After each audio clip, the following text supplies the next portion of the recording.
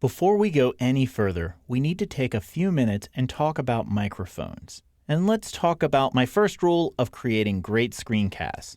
And that is quite simply to never ever use the built-in microphone included in your computer, especially if you're recording on a laptop. While it may be convenient to have a built-in microphone in your computer, the placement of that microphone is not ideal for capturing your voice cleanly. Yes, it does work, and in a pinch, it'll get you by. But you're going to pick up a lot more of the noise coming out of your computer, the pounding of your fingers on the keyboard, the fan built into your computer, and your voice is not going to sound as clear as it is in an external microphone. If all you have is the built-in mic in your computer, then by all means, it's better than nothing. Go ahead and use it. But to really take your screen recordings to the next level, go ahead and invest a little bit of money and get a good quality external USB microphone. These can be picked up for anywhere from $30 to a couple of $100. There's two basic types of mics. You have desktop mics and you have headset mics. Let's start by looking at the desktop mics. Desktop mics tend to be of a much higher quality than their headset counterparts.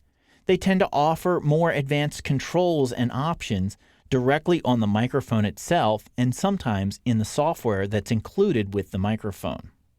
They do require you to use a separate set of headphones, and so you could look at this as a disadvantage to having to buy another piece of gear.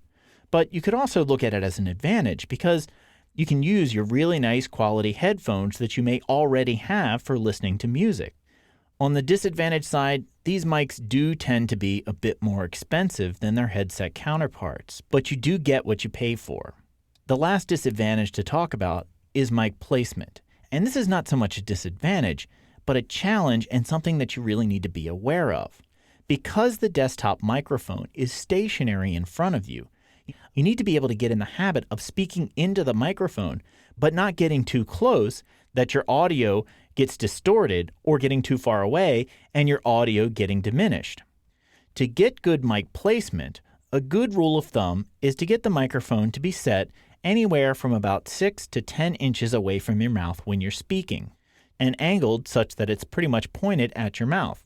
To get a good placement on this, I like to take and extend my little finger and my thumb on my hand stretched out as far as possible and place the microphone so that it's about touching my little finger and my mouth so it's about touching my thumb. That gives me a nice gauge so that I always know about how far my microphone is from my mouth when I'm talking. Now on the headset microphone options, these offer a really great quality to value ratio. You can get a really good headset for not a lot of money. And the consistency of mic placement on these headsets really increase their value. Because the microphone is attached to the headset, which you're wearing on your head, the mic is always at the same consistent distance away from your mouth.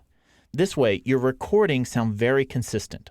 For the boom mic placement, I like to set the boom so that it's pretty much straight out in front of my mouth and then bent in just a little bit towards my mouth.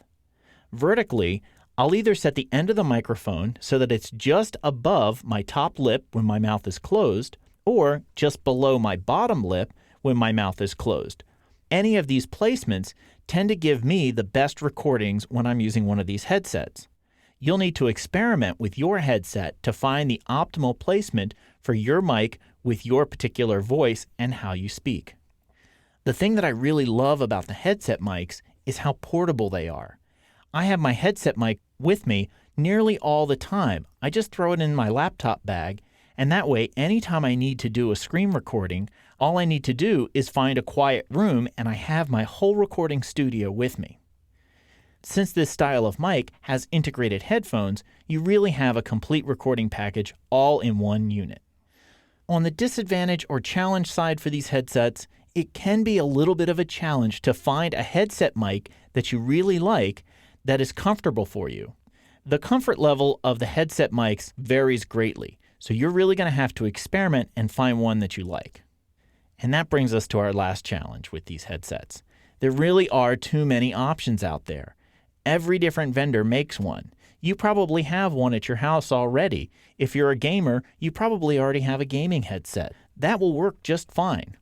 Again, the biggest key when you're choosing a microphone is to get a good quality microphone that works for you in your setting. USB is a great option. You don't need to go through a lot of expense in order to get a good quality microphone. Have consistent mic placement and tune your microphone to your voice so that your audio always sounds the same when you're doing your recordings. For the rest of this training title, I'll be using the desktop USB Yeti microphone from Blue. This is the microphone that I use in my home studio, but when I'm out on the road or I'm in my office at work, I'll tend to go with my Plantronics Advanced DSP USB headset that I carry around with me all the time.